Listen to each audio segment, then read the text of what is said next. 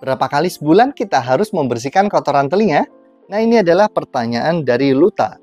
Dok, berapa kali sebulan harus membersihkan kotoran telinga?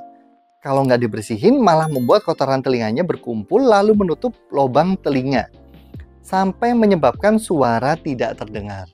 Nah, kotoran telinga itu diproduksi sebetulnya ada fungsinya, yaitu untuk sistem proteksi, seperti untuk melembabkan liang telinga dan untuk mengatur pH telinga agar bakteri jamur tidak tumbuh di situ.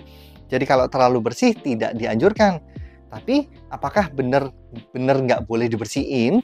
Jawabannya masih boleh kok dibersihkan di rumah sendiri.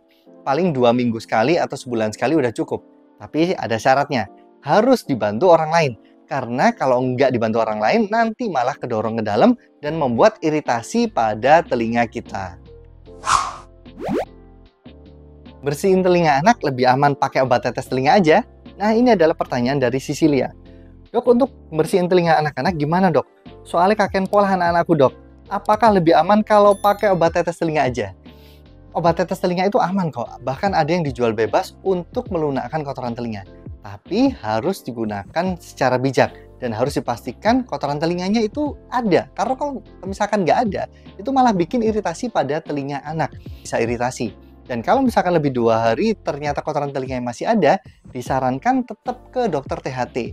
Nah, untuk membersihkan ke dokter THT itu cukup 6 bulan sekali aja kok. Secara rutin saya sarankan dilakukan pada anak, karena anak-anak itu masih belum bisa mengeluh kalau ada penurunan pendengaran. Kotoran telinga anak kering? Nah, ini adalah pertanyaan dari Ana.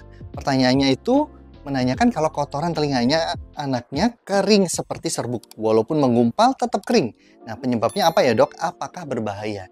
Jawabannya, kotoran telinga kering ataupun basah itu bergantung masing-masing orang. Jadi tidak sama dengan satu dengan yang lainnya. Bukan berarti yang kering ada penyakit tertentu, yang basah ada penyakit tertentu. Jadi bisa karena faktor yang dibawa sejak lahir. Jadi kondisi ini tentu tidak berbahaya.